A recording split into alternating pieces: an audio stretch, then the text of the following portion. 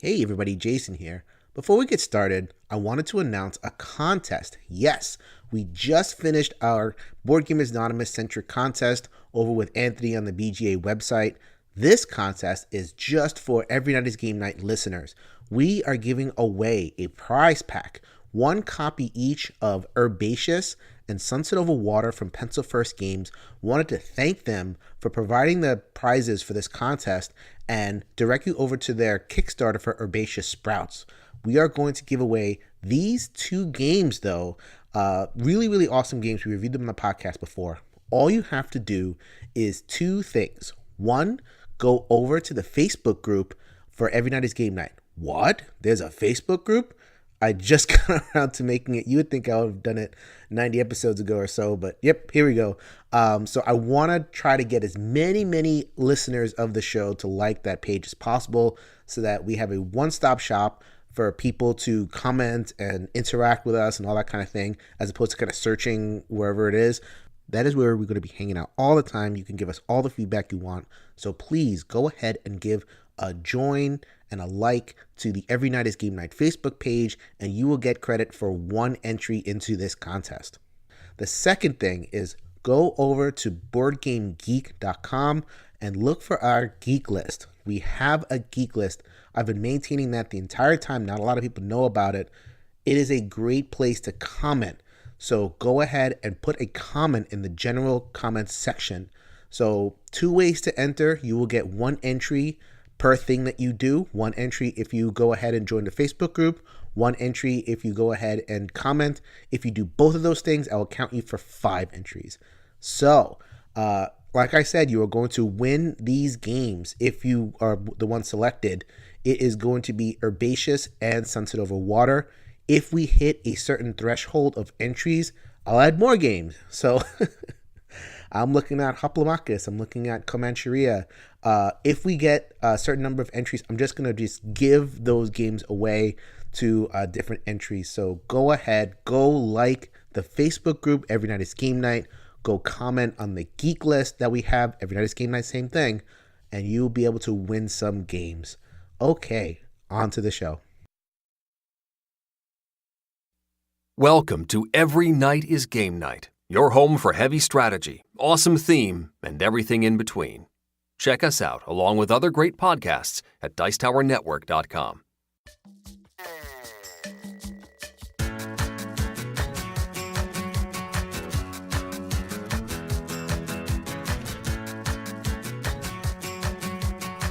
Every Night is Game Night, episode 90, our 2018 Origins preview.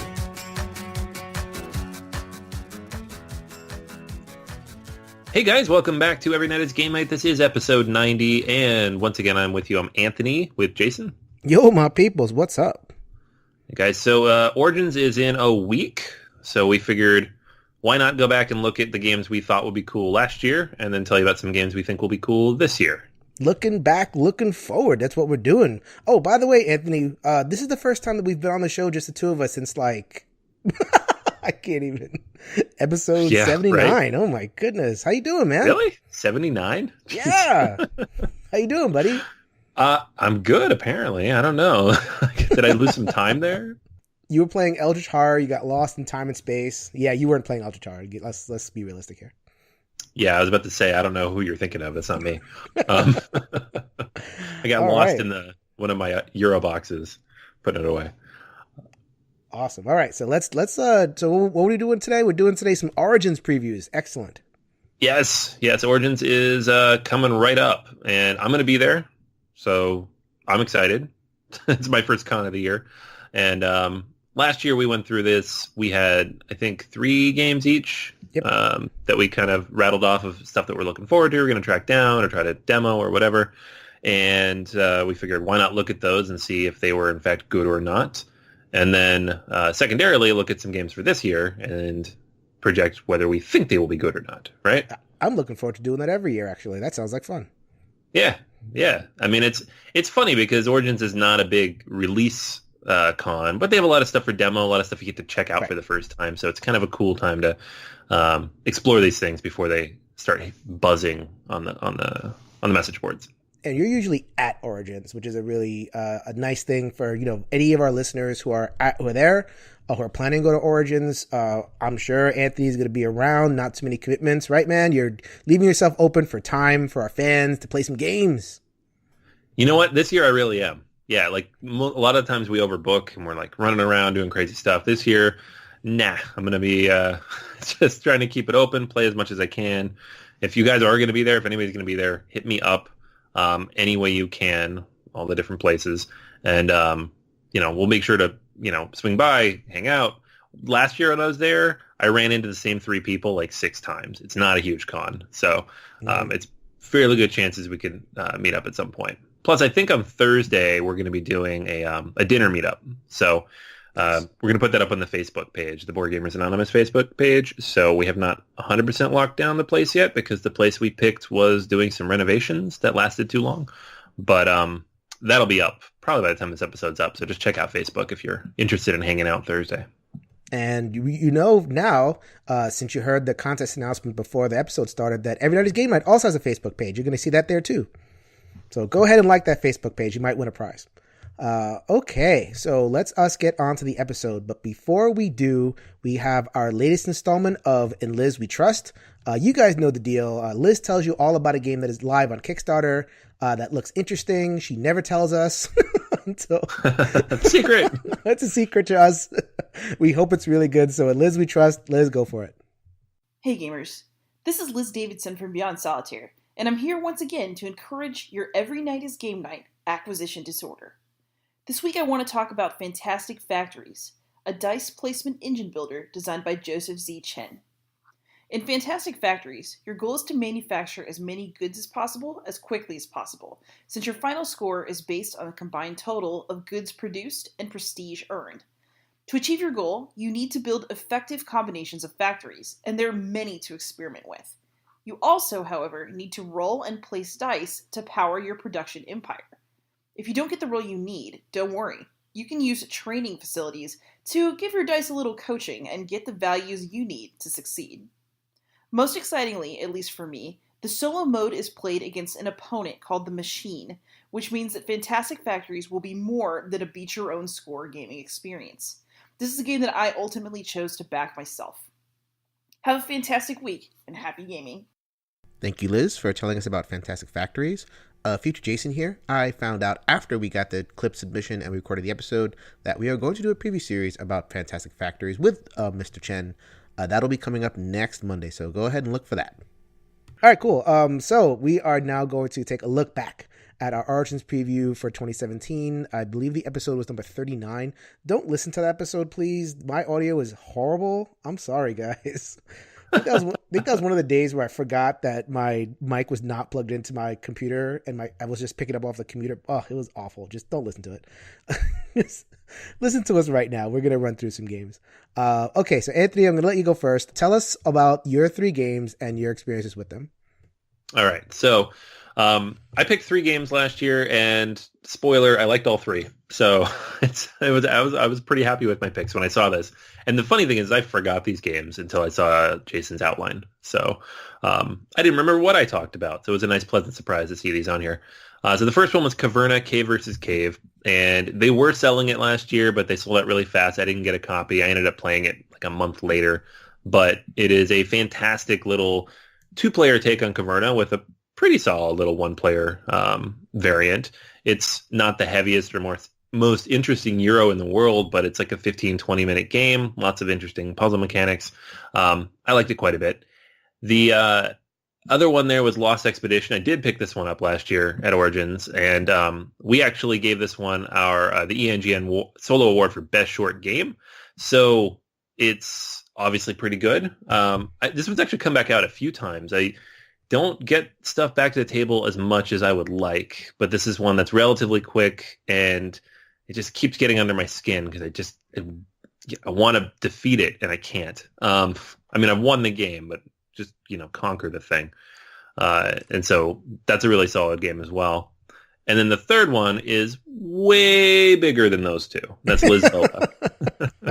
Is it way better? I don't know if it's way better, but it is really good. This is the most recent Vital Lacerda game, and it's this big, sprawling, very blue epic Euro game about rebuilding Lisboa after an earthquake and fire. And we did review this. I can't remember exactly which episode number, but we reviewed it probably about 5-6 months ago. Episode 58 with AntLab Games, the one where I just sat here and fell asleep. Oh, yeah. Our Heavy Games episode. That was great. So this was great. This is actually Origins on my birthday. This is the first time I got to play this last year. So it was another one where I was like, perfect. Knocked off my list. So yeah, for me, it was a solid 3 for 3. I like all three of these, and I've played all three of these within the last 3 to 4 months. So a good sign. Awesome. So I had 3. I was 2 for 3. I'll get into that one in a second. Not too bad. I'm not too happy, not too unhappy with that. The first one was, if not a home run, it was definitely a solid double down the line. This one is Sword and Sorcery from Ares Games. I reviewed this in episode 49 with my friend Kitten Hoarder, Byron Campbell on the BGG. So this was the big miniatures, dungeon crawl, kind of kick the door down, roll lots of dice type thing. I liked it. I like it better than Descent. This is probably my go-to for that type of game. And it's cool to kind of look back at it now because they're putting out more stuff and it's going to be at Origins, so they are continuing to support this game. The heroes that were available at the Kickstarter are now available for purchase now, which is always great to see. I don't mind like quote unquote exclusives as long as the exclusives eventually become unexclusive, which is exactly the pattern here. So I'm cool with that. There is a big box expansion called Arcane Portal available at Origins. That'll be there for sale. And then later in the year will be the culmination of that particular story arc, which is called Darkness Falls. So you're going to get lots and lots of Sword and Sorcery. It's a pretty cool game. Go ahead and check out episode 49 for the review of that one. Number 2 was Escape from 100 Million BC from IDW Games. We reviewed this the same time that Anthony reviewed Caverna Cave vs. Cave. We just gave you a whole bunch of reviews at once in episode 53. Big board adventure game where you're running around. You're saving Abraham Lincoln from dinosaurs. That's what you're doing in this game. Like, it is very reminiscent of an Eldritch Horror big board type adventure game where you're running around closing portals, gathering items, getting powerful. But that's the hook of it is there's time travel and there's this wonky theme. It's a good game. I liked it. I don't know that it rose from the pack. I've seen this game kind of on sale, $20 at Cool Stuff, they actually sold it at a local auction for $5 because people just didn't know. It just doesn't get a lot of press. So it's funny to note that, whoever got that game probably is happy because they got a pretty good game at a pretty good discount. There's just too many games out there. So I definitely recommend if you like that style of game and you're looking for something that's, good for the family and decent solo, then give that one a look. That is Escape from 100 Million BC. That's the 2. All right. The good part. Let's do it. What's the bad one? The bad one was Destiny Aurora Renegades. It was a big kind of, I don't even know what it is anymore. I need to look back and kind of figure it out. But it was like a big miniatures type game, skirmish type games with a comic book kind of feel. So it was like this whole big ambitious project that was this multimedia release and there's a whole bunch of dimensions to it. It's delivered. Apparently the backers of it do have the physical copy of the game. It isn't just like vaporware. But it sounds like one of those things where they bit off more than they can chew. The Kickstarter wasn't. I mean, and then I'm seeing the second hand from the BGG page. The Kickstarter wasn't all that managed, and it seems like it. It felt like I don't know if you ever had this experience, Anthony, of being in a college and your paper is due the next day, and they just kind of here. Yeah. have product. It definitely feels like a bit of a rush job. I don't think this is going to be hitting retail or anything anytime soon. I'd be curious about it, but I feel like the availability is going to be a real hindrance to it. And, even the backers are like, yeah, it's pretty good. And when your hardcore backers are saying that and not saying amazing things, then that's probably not a great sign. Yeah, that's never good. It's not good. So that was Destiny Aurora Renegades. Hey, if you are one of those backers and you think this is an awesome game, please reach out to us. I'd love to know because I was curious about it. I do like games that have intentionality behind their themes. Okay, so that was the 6 games that we looked at last time. Let's look forward. We have a bunch of games that are coming out. How many games are on the list at BGG, Anthony? Last I checked, there's about 180. Yeah, so a good chunk of games. Is that the same as last year, or up down? I think that's exactly the same as last year. And again, the last time I checked was maybe 3 or 4 days ago. So with a couple of weeks to go, it's probably going to be more than last year. Right, and to be clear, that is a fraction of what comes out at Essen. Oh God, yeah. It is a fraction. But the thing is, we're Americans, so we have to kind of take what we can get over here. So we're just gonna kind of plant our flag here and say, okay, these are the games that we're looking forward to for the summer, and I think there's some good games. So let's go back and forth. Anthony, so give us your first one. All right, so this is a game that it's funny because I'm not a huge roll and write fan, and there's a few that I like, but none of them are like, this is the most amazing game I've ever played. It's a filler. It's whatever. But this is one that Suzanne from the Dice Tower has been talking about for, I think, since Essen, since whenever she first got to play it. So I've seen it pop up on her Twitter, and so it's been on my radar for a little while, and it will be releasing, at least in the U.S., at Origins. It's called Welcome to... ... I think it needs a different name, but Welcome to ... It's from Benoit Turpin, and it is a roll and write game without dice. So it works with cards and different numbers based on like the homes that you're trying to build in your little development, and each of those has different actions that you're going to take. All of this being written, of course, on your personal player sheet. So I like it, just the sound of it, because it sounds like a much more strategic take on roll and write, but not necessarily way longer. It's got the same things that make any roll and write game interesting, in that you can play with 1 million players if you have enough sheets. It doesn't really matter. And you can play solo, because why not, right? Everybody's doing their own thing on their own sheet. So I'm interested to see how it plays. I've heard only good things. And if a roll and write game can break through and actually be something that I'm interested in playing, as a primary game, not just kind of this backseat filler when I'm on the couch, that'd be great. Yeah, a while ago, it's funny how we were kind of like reflecting back on a lot of the reviews we've done. You reviewed Dice Stars. Dice Stars, I think it was a Bruno Fedudi design or something like that. Well, yeah. Is that something that you've come back to? No, not really. No, and I really liked it too. Like, I played it a lot for like 2 or 3 weeks, and then I put it away, and I don't even know where it is, to be honest. Like, it's probably in my box where I throw things without boxes. So yeah, roll and writes never have stuck around with me. I always like them. I like the designs. I always enjoy them. Castles in the Burgundy dice game I liked a lot as well. But where is it? How often have I played it? Meh. So I'm going to keep gravitating towards them, and we'll see. Eventually one of them will really stick. All right. I actually there is rolling and writing in this game, but I don't think it qualifies as a roll and write. It is a little bit meatier than that, at least it looks like to me. So this is Fleet, the dice game. So Fleet, the dice game. I don't know if you've played the original Fleet card game. I have, yeah. I like it. Yeah, I really like this game. It was one of my first solo games. Came out in 2012 when I was really getting into the solo stuff.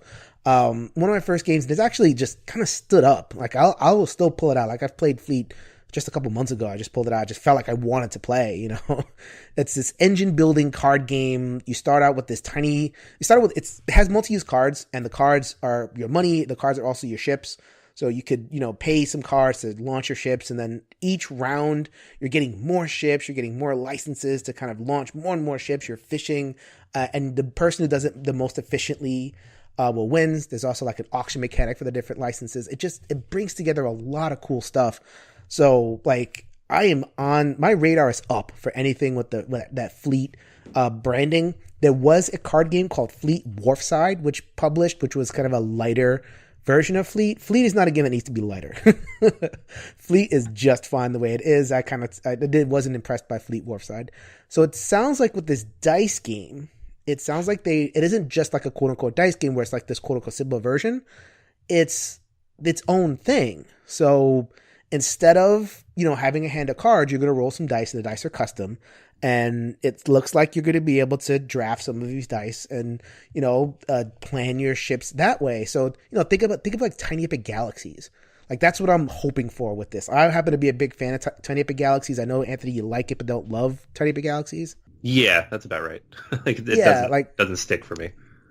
Love is a strong word. I really like Tiny Epic Galaxies, but if I can get a similar version of that with that little bit of engine building and custom dice rolling and drafting and everything, and in that setting, I think this might has a chance to be a real winner for me. So I'm looking forward to Fleet the Dice game, and it is the same designer as Ben Pinchback and Matt Riddle. So looking forward to that.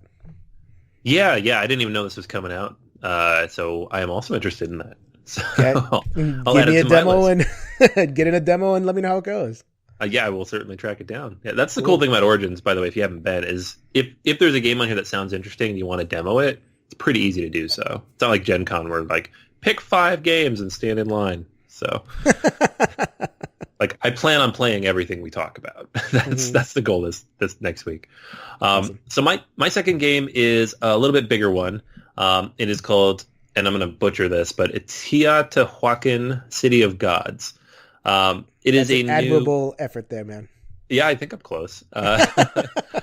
So the designers on this are 2 people that I've loved the games from both of them. Danielle Tashini, who's done Marco Polo and Zolkin, and most recently Council of 4, which just got a U.S. release from Simon. And then David Turchi, who has done Anachrony and Days of Ire, and has a few other games coming out as well that I haven't had a chance to play, like Kitchen Rush and Dice Settlers. So nice little team up there. And then this particular game is about the pre-Columbian civilizations going back to, if you look at the front of the box, it's a pyramid. It's a step pyramid. So it's kind of going back to a similar theme of Zolkin, kind of that Middle America, and everything that goes with that. And then if you look at the board, Jason falls asleep. So this is kind of a Lacerda looking board. It's got, it's crazy looking, and that makes me excited. There's boxes everywhere, and there's supposed to be a pyramid in the middle, but it's really just kind of looks like a chart, and symbols all over the place. So you will be commanding a certain amount of your own worker dice. They're going to grow and get stronger every time you take a turn. You're going to be moving them around on this modular board, which is probably why it looks insane, and then choosing different actions and locations based on where you move it around. So you're managing resources, you're managing your workforce, you're building up new technologies, you are climbing the steps of the temples, which is kind of the main goal here, and then building houses for the inhabitants of the sky, they call it. So again, you're building the city of gods is the goal. And so this particular game is already in my wheelhouse. You've got, this clever worker mechanic. Anytime you have something clever with worker meeples or dice or whatever it is in a game, I'm always interested right away. Variable player powers, this modular board and different tile placement ideas, all stuff I love in a Euro. But then it's got a solo mode tapped in there as well. So that is something that I'm equally interested in seeing. And I believe it's just being demoed at Origins, but I fully expect and hope that I can track it down and have a chance to sit down and play it while I'm there. I would be interested in playing this. Really? I would. David Tursky, he, Anachrony I liked. Blew my mind, but I liked it. Kitchen Rush I love. We'll review that at some point. I mean, I just think that he hasn't made a bad game that I know of anyway, so... yeah. I mean, and it's worker placement. Like, worker placement, that's a different thing than just like a cube pusher. I can handle worker placement. I just played Champs of Midgard recently for the first time. I love that game. Holy moly. Because I played the Valhalla expansion, which apparently added all this extra cool stuff. So yeah, bring it on. Yeah, I don't know, man. There's no weight rating on it yet, but it says it should be less than 2 hours. We'll see. I'll bring a report back after next week, but everything I've seen about this so far has me excited. So I remain excited until the game proves otherwise. Cool. So what? Pronounce that name again? Don't do that to me. We get feedback all the time that we have to say the name of the game after we finish the description. So I know, but I was so happy I got it the first time. Okay. Teotihuacan City of Gods. There it is. Something Aztec City of Gods. There you go. There's no Aztec in there. Or Teotihuacan, is that it? That sounds better than mine. Yeah. Yeah, it's Teotihuacan. Oh, that you did it so badly. I didn't even notice what you were saying. Oh, Oh, no. come on. I'm kidding. That's cool. All Oh, right. what's your game? What's your game? There it is. Of course, some co-op with a lot of randomness in it. Yeah. Wow, we Yep, both picked the perfect second game. There it is, right in the lane. Okay, so this is actually a second edition for a game that came out a little while ago. This is Atlantis Rising, second edition from Elf Creek Games. So another worker placement game, but cooperative this time.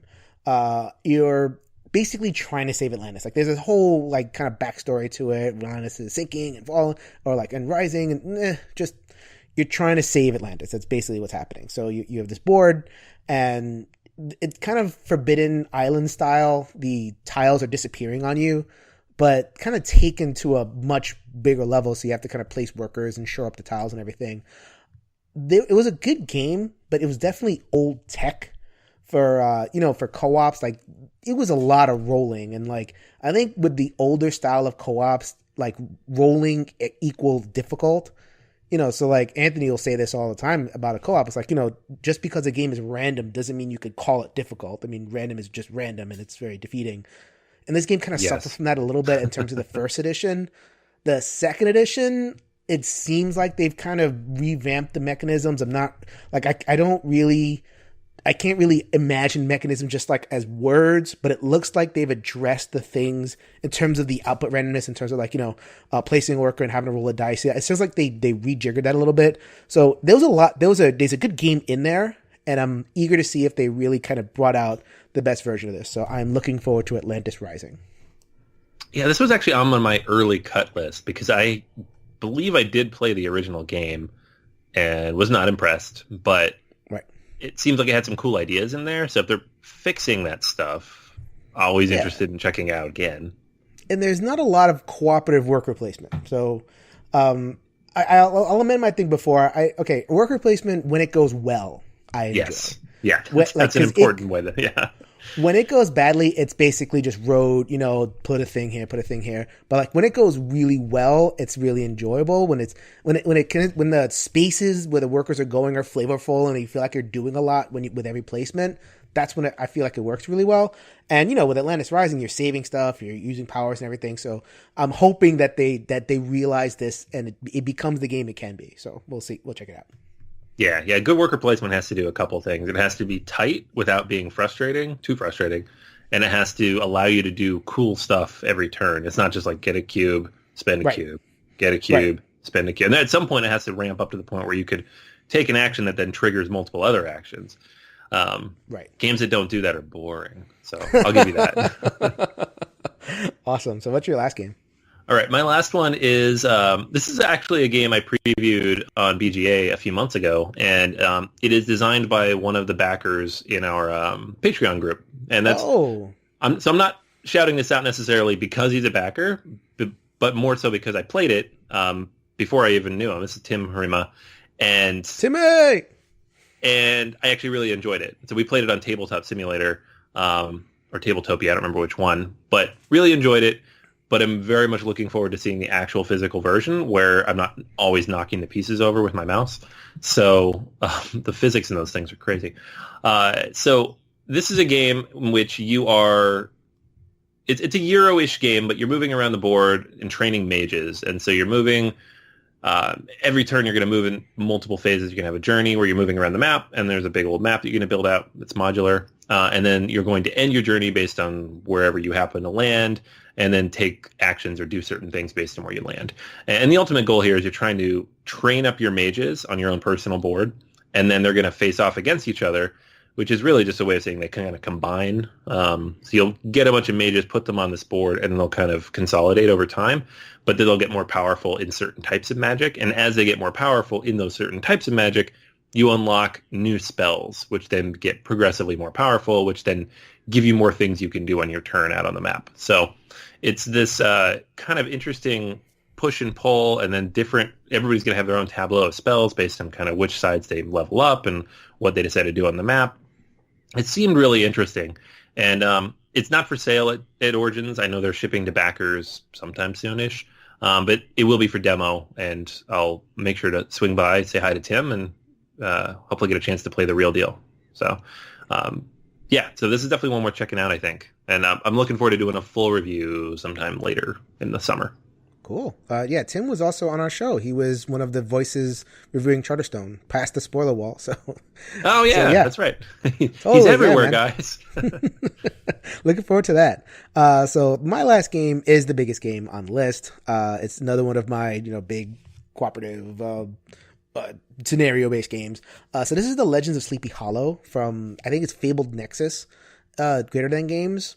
So this is a game, it went on Kickstarter last year. I saw it. I'm like, the IP, am I really interested in Ichabod Crane? I like seeing what they did with Spirit Island and Fate of the Elder Gods. Spirit Island hit like a thunderbolt. I mean, everybody's still playing that game. And I think that Fate of the Elder Gods was a really good game that, has gotten lost in the shuffle. I don't hear people talking about it too much anymore, but still really, really good. I still have it in my collection.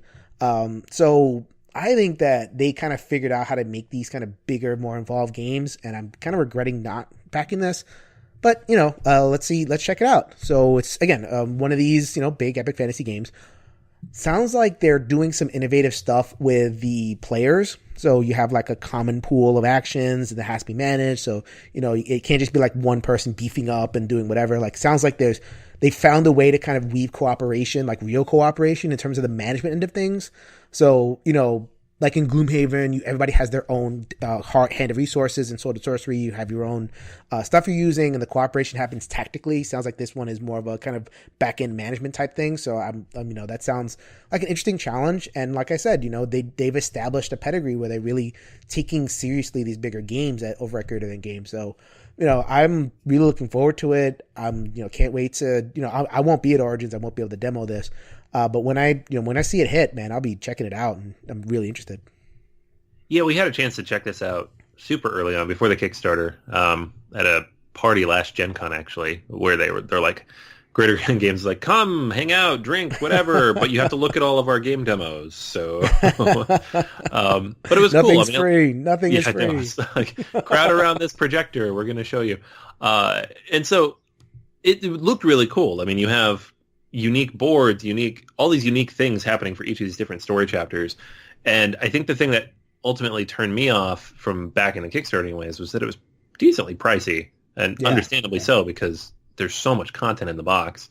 And so without having actually been hands-on with it, I was like, I don't know. So this is one where I might, have to track down a demo next week as well. Yeah. Okay, so that is our preview for Origins. The last thing, we're actually going to release an episode connected with this episode to consider it like kind of a part 2.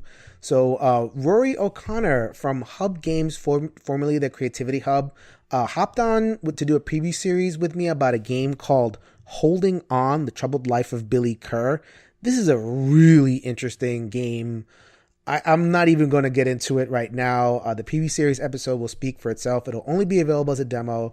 It is not being kickstarted, so it's not like a regular preview series where we're doing Kickstarter. This is just a straight up preview. You can demo it at all the major cons that are coming forward, and then it'll be released at Essen. So go ahead and listen to that for a little bit of extra content.